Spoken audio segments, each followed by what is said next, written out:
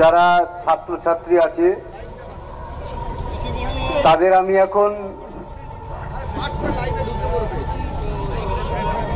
নিজের সন্তানের মতো মনে করছি, এবং যারা বয়স্ক আছে তাদের আমার পরিবারের সদস্য মনে করছি।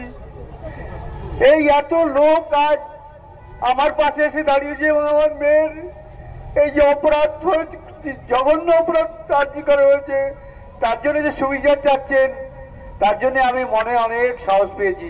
আজকে আমার মনের অনেক প্রশ্ন লোকের মাঝে বলতে সাহস পাচ্ছি।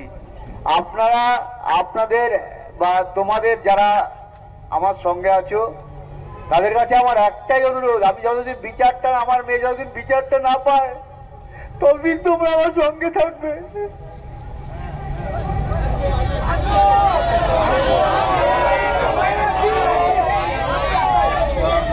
এখন যা পরিস্থিতি আমি দেখতে পাচ্ছি, বিচার আমরা অত সহজে পাবো না। বিচার হয়তো আমাদের ছিনিয়ে আনতে হবে, এবং সবার সহযোগিতা ছাড়া এটা সম্ভব নয়। আশা করি সবাই আমাকে সহযোগিতা করবে এবং আশ্বাস দিচ্ছেন,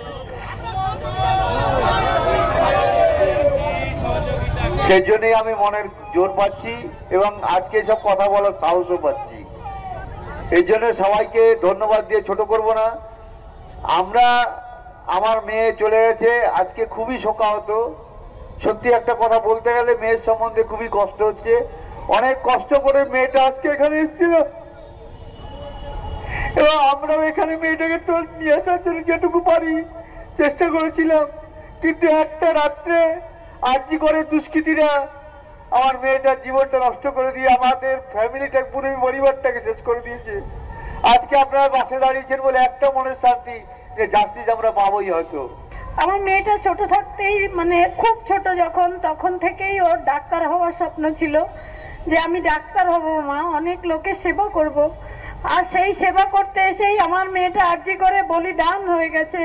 একটা অন ডিউটি ডক্টর এভাবে নৃশংসভাবে চরম অত্যাচারিত হয়ে সে যখন মা করে কাঁদছিল, সেই কান্নাটা আমার প্রাণ রোজ ধ্বনিত হয়। রোজ এখন আমি ভাবি কত কষ্টে আমার মেয়ের প্রাণটা চলে গেছে।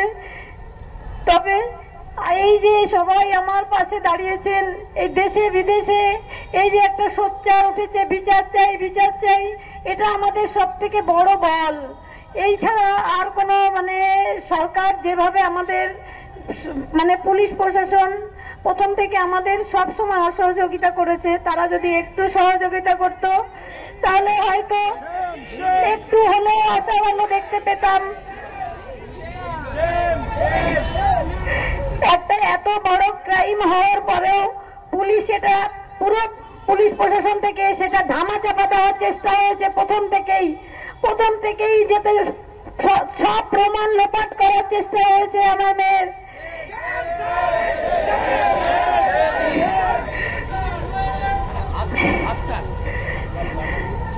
সবাইকে আরেকবার ধন্যবাদ জানিয়ে আমি এটাই বলবো যে যতদিন আমার মেয়ের বিচার না পাই আপনারা এভাবেই আমার পাশে থাকবেন। 100% কোর্টের উপরে ভরসা রাখছি এবং সিবিআই এর উপরে ভরসা রাখছি, এটাই বলতে পারি। আগামীকাল কোর্টের রায় রয়েছে, অনেকটা আশা কি দেখতে পাচ্ছেন? হ্যাঁ, অবশ্যই দেখতে পাচ্ছি। সুপ্রিম কোর্ট আমাদের সিবিআই রিপোর্ট দেবে এবং ভালো রিপোর্ট দেবে, এটাই আশা রাখছি। সবসময় এই আশার মধ্যেই বেঁচে আছি, আমাদের দিন কাটছে আশায় আছে, আর কিচ্ছু নেই আমাদের।